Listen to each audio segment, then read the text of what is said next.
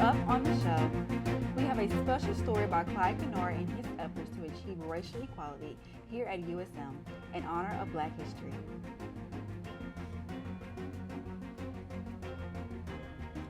SMAC President Layla Bradford was featured on Southern Miss today and conversed about the different programs that Southern Miss Activities Council has to offer.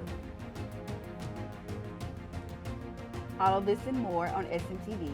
SMTV News for Wednesday, February 14th starts now.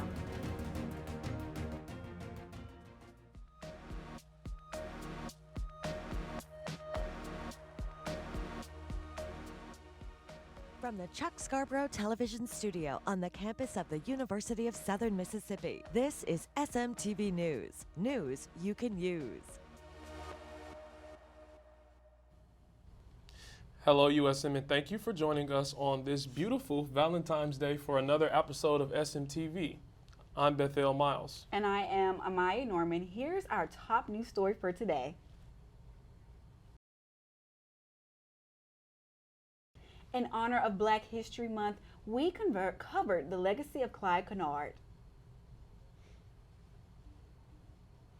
They say leave Southern Miss better than you found it, and Clyde Kennard did just that. Born in Hattiesburg on June 12, 1927, Kennard moved to Chicago when he was 12 to live with an older sister and attend school. At 18, he joined the U.S. Army and served with distinction for 7 years as a paratrooper, earning the rank of sergeant. Coming home from the Korean War, he then enrolled at the University of Chicago and was in his senior year when his stepfather died and Kennard returned to Mississippi. He wanted to complete his college degree, but was also clearly motivated to change the system. He applied 3 times to come out here. The story of Clyde Kennard is one of the saddest stories on earth.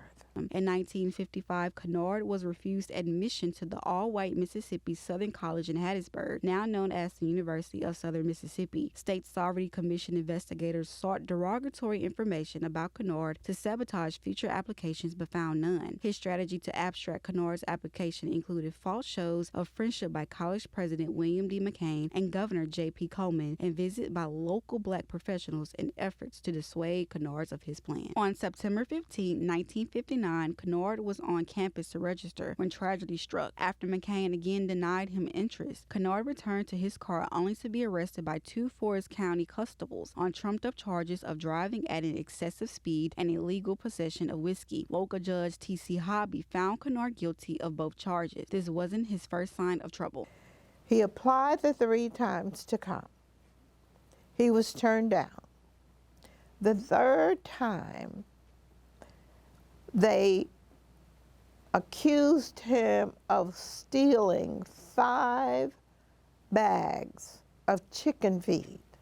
On September 25, 1960, the Forest County Cooperative was burglarized. A young employee, Johnny Lee Roberts, stole 5 bags of chicken feed, claiming that Kennard had planned the break-in. Kennard was arrested and charged with accessory to burglary, a felony under Mississippi law. Kennard received the maximum penalty of 7 years in prison. At Parchman Farm, Kennard worked all day in cotton fields. In early 1962, he became ill and was diagnosed with cancer and underwent surgery at the University of Mississippi Medical Center. Hospital staff advised parole due to his poor prognosis. Instead, Kennard was returned to the cotton fields with a medical checkup canceled.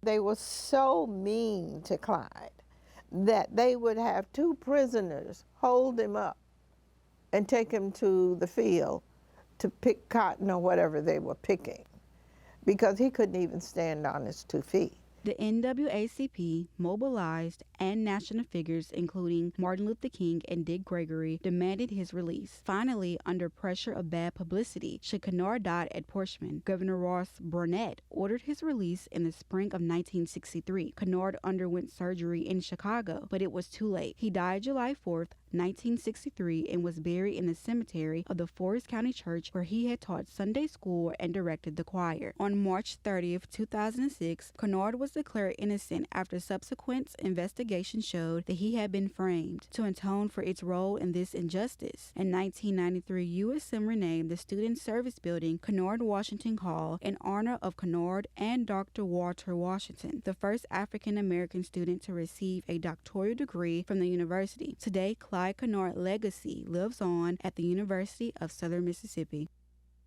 I love Clyde. We should all love Clyde because we certainly are walking on his shoulders. Amaya Norman, SMTV.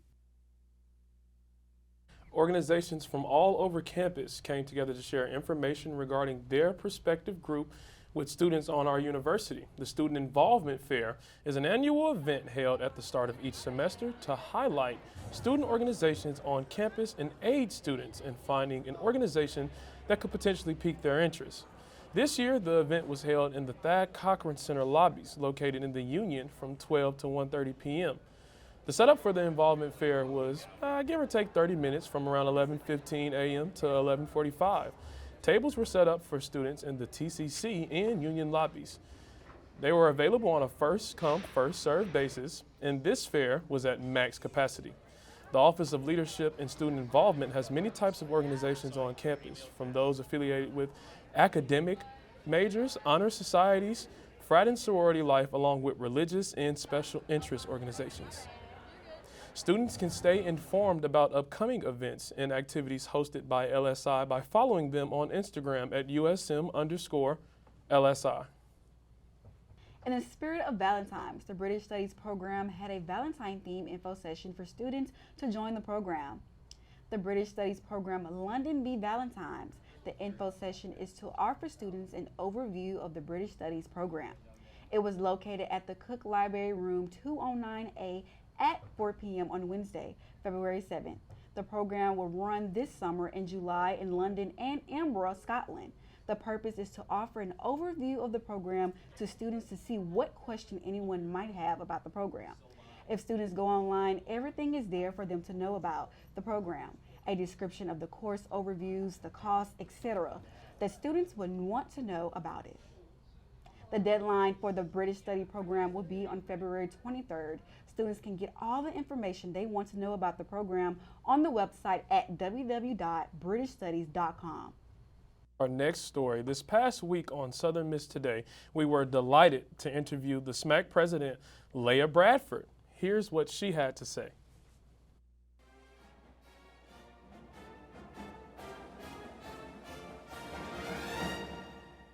Now let's please give a warm Golden Eagle welcome to Leah Bradford. Hey Leah, so nice having you joining us here today. Thank you so much. It is a pleasure to be here. Alrighty, so I do have a couple questions about SMAC. So what are some of the events that are happening the rest of February? I heard that there's going to be a mental health day. Yes, so for the month of February, so far we only have one event, which is the mental health awareness event. As you said, it will be held in the Union, outside of the Union lobby. And of course, if it rains, then it'll be inside the Union lobby. So for this event, we all know mental health is very, very important, especially for college students. So we have things like this to where kids can kind of feel comfortable to talk about it. We have stickers, inspirational quotes, and then we also have other organizations on campus that are mental health affiliated to come. Some speak, some do tabling. So it's basically just a day where people can really get a brain break of things. Okay, is there any other events that are happening in February other than just that? No, for the month of February, it's just that event. It kind of gives us SMAC members a little break because during the month of January we had 3 events, and then for the month of March we also have 3 events. So you did say that there's going to be 3 events in March. Can you tell us a little bit about what's going on for the rest of the semester, including March, like some things that we can expect? Yes, so from what I know, March 4th is our drive-in movie. We did have a vote on our Instagram to kind of decide what movie we'll be playing, and the movie Princess and the Frog was the official voter. It had the most votes. So that will be the movie we will be showing on March 4th. Then I know after that, one of our biggest events, which is Crawfish Fest, that will be held in April. Most of our events are student oriented, but for our Crawfish Fest, it is out to the open as well. Okay, so it sounds like there's a ton of fun activities going on. So what are some things that you want to do for next semester? Since you've had so many great activities this semester and the past semester, is there any new activities that you want to do for the fall semester? Absolutely. So this semester, we brought one of our new events, which was the skating event. That was a great turnout. So a lot of students wished and requested that we have that for the upcoming fall semester. So that will definitely be added for hopefully the fall semester. But one thing we do is we usually send emails at the end of each semester, and students on campus can actually vote for many different events that they would like for us to see. And we kind of just move around from those on what we choose for the semester. But I believe so far, the one thing or a couple things I'm looking for is the fall is, of course, the Welcome Back event, which happens the week of move-in, the week of classes. This gets our name out for students, for new students and old students. And our skating event, of course. And, of course, at the end of the semester, we have our late night meal, which is one of our most popular events, which is another time for students to come out, eat, enjoy some music, and hang out with friends and stuff.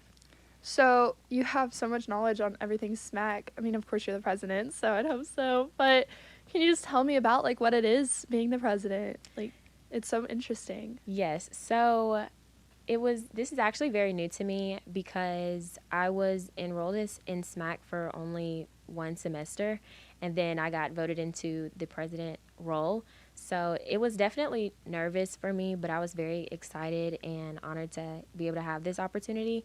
So definitely maneuvering my schedule around is something that I had to learn to do, and just overall learning what it means to be a real leader. And it's definitely new for me, but I enjoy every minute of it. I love when people come to me and ask me questions about what we're doing. I love when my family SMAC members come to me. It's a big role to play, but I enjoy every minute of it.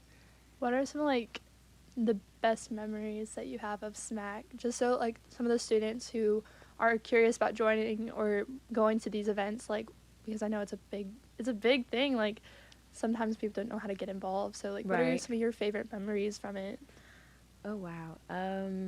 Each event, honestly, marks a great memory for me.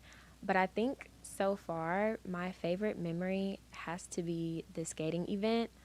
I was a little nervous because of how many skates we were, allowed to have, and then bringing in the floor to be skated on. So it was I was a little nervous coming into it, but the event just went so smoothly. Everyone played their parts. Everyone was working their shifts. There was no type of trouble or anything. And of course, for someone who loves to skate, it was something that I could just enjoy, for one, free, and for two, just for the students on campus to see how excited they were to be at that event. So I will say so far that has been my favorite memory. So are all of the events hosted by SMAC, are they free to the student population, or is there, like, a little fee you have to pay? Yes, so all of our events hosted by SMAC are free. All you need for students is just to bring your student ID. Okay. So thank you so much for just telling us kind of about SMAC and what you do and all these cool events, and I'm so excited. I'm going to go to all of them. Yes, thank you so much. Thank you.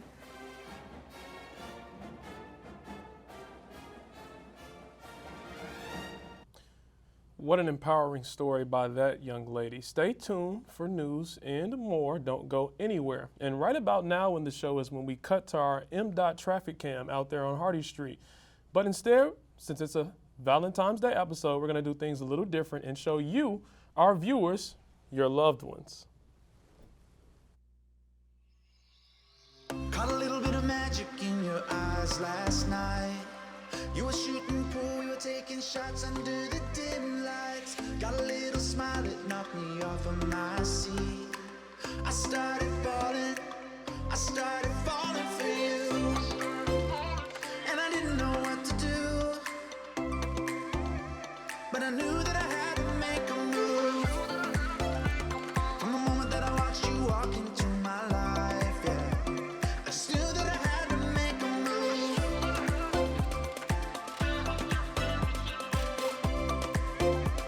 And I knew that I had to be with you.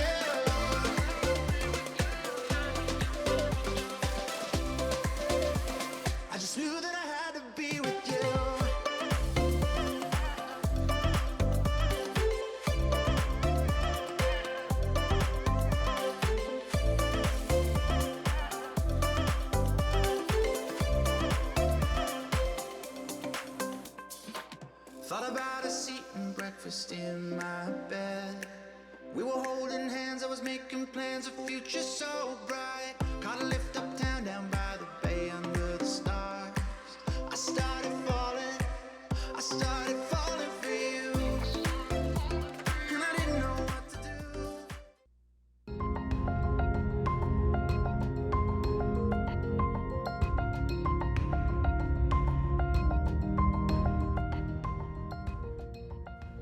Welcome back. Here's your Splash News Briefing. For local news, USM is welcoming a new head and associate director of the Office of Inclusion and Multicultural Engagement. Valencia Walls, who is taking the head director position, is a two-time Southern Miss graduate with years of experience serving college students. With this role, Walls will oversee efforts to create and maintain a thriving student life experience for historical underrepresented populations. Dr. Dolores McNair will serve as the Associate Director. She recently received her doctorate from Southern Miss and has decades of experience supporting college students at Southern Miss. Dr. McNair's position will oversee efforts to strengthen the relationships between USM and Hattiesburg by increasing students' volunteerism and civic engagement. Let's congratulate them for receiving these positions.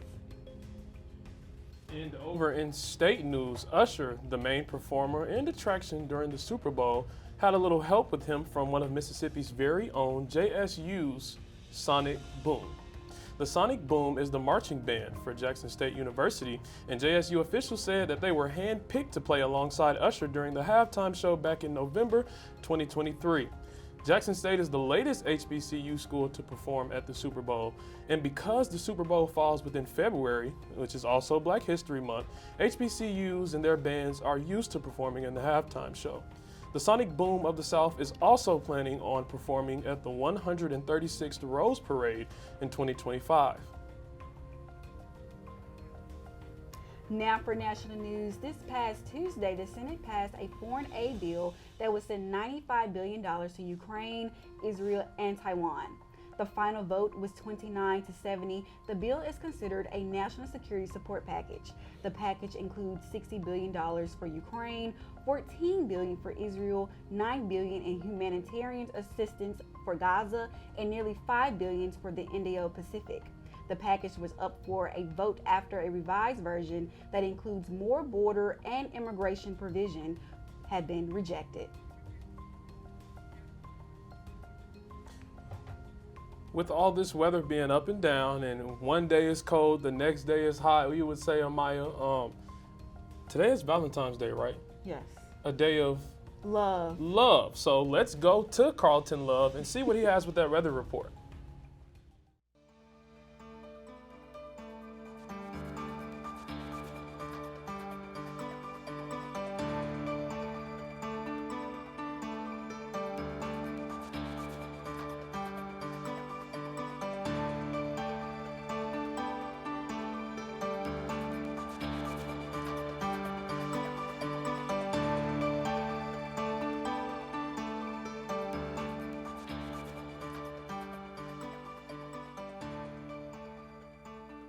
Hi, I am Carlton Love and welcome to your SMTV weather.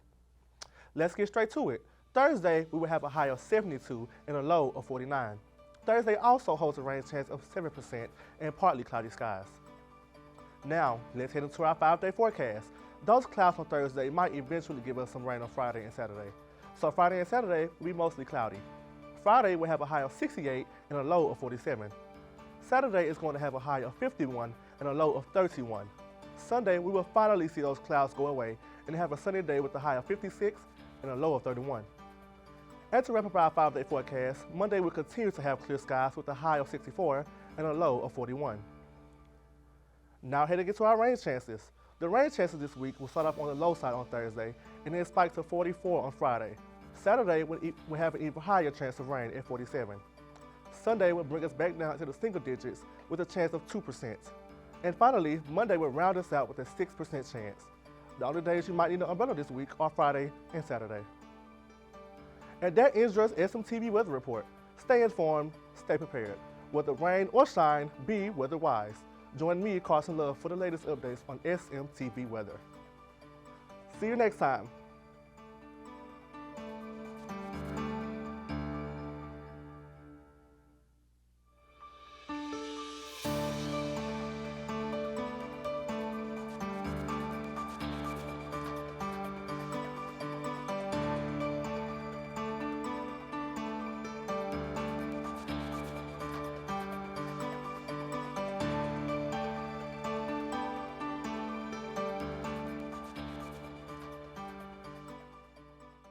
Thank you so much for that weather report, Carlton. Now we have SM2 reporter Amaya Anderson giving us the update on this Super Bowl that just happened in sports.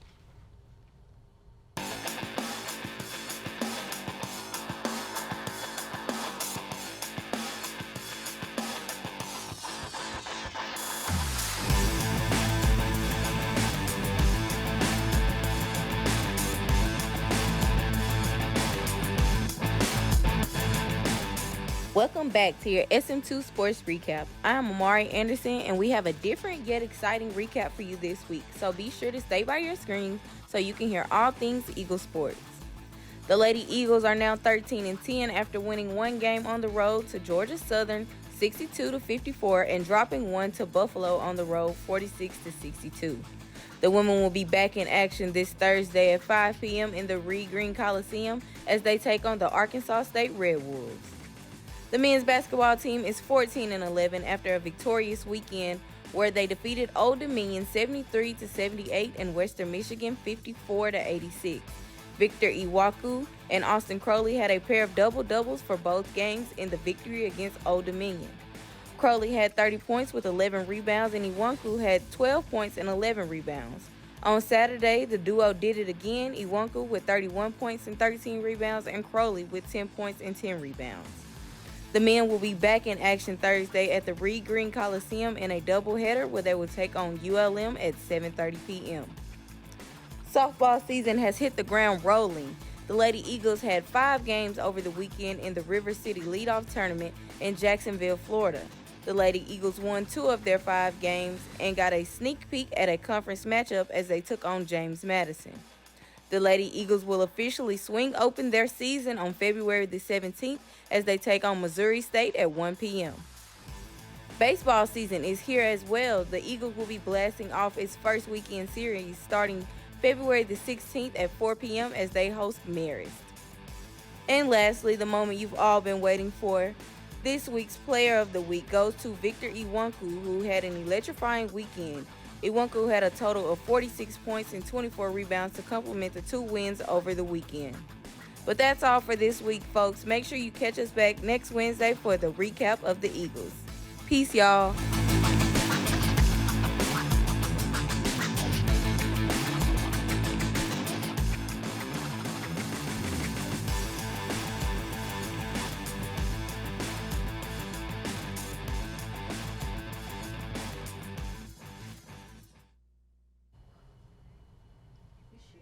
Now that's enough for sports. How about we check out what's going on in our community? Let's go to Kendi with the community calendar.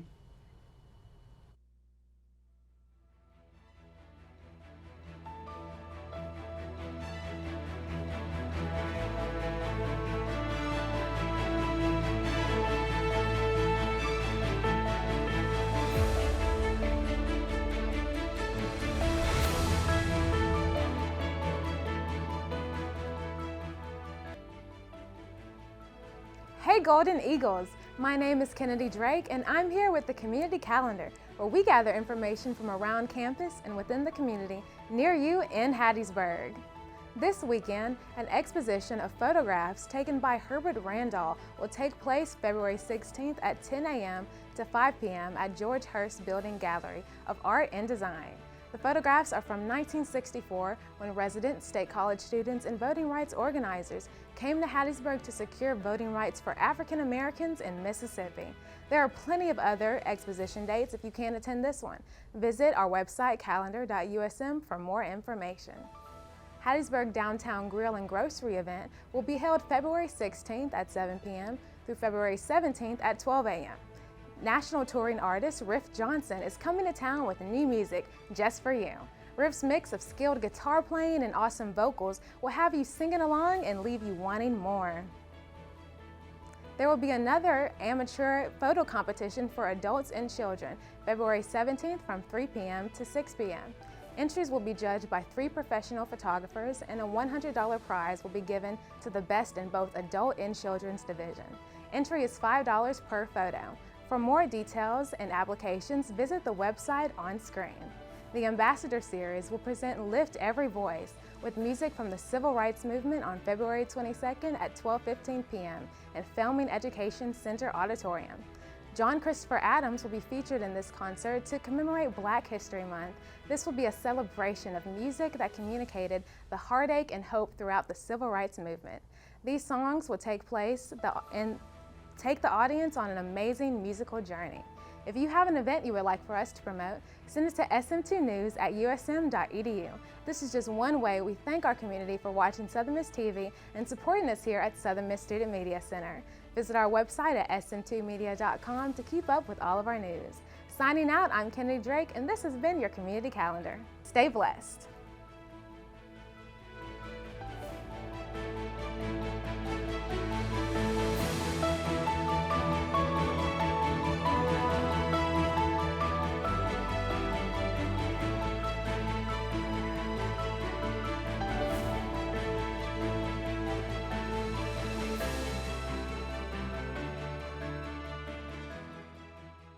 The Kansas City Chiefs took on the San Francisco 49ers in a great, just back and forth match.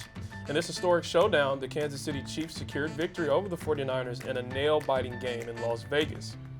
Despite a somewhat slow start, the game escalated into a quick back and forth battle, accumulating in a tied score after regulation.